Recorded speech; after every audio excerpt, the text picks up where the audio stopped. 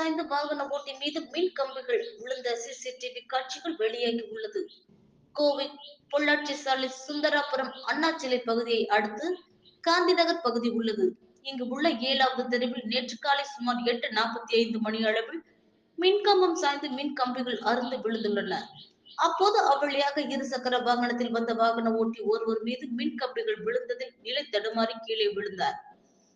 இதில் அவருக்கு காயங்கள் ஏற்பட்டது. இந்த சத்தம் கேட்டு வந்த அப்பகுதி மக்கள் அவரை மீட்டு முதலுதவி சிகிச்சை அளித்தனர். பின்னர் இது குறித்து மின்வாரிய அலுவலகத்திற்கு தகவல் அறிவிக்கப்பட்டு மின் கம்பங்கள் சரி செய்யும் பணிகளை மேற்கொள்ளப்பட்டுள்ளது. தற்பொழுது இந்த விபத்தின் சிசிடிவி காட்சிகள் வெளியாகி உள்ளது.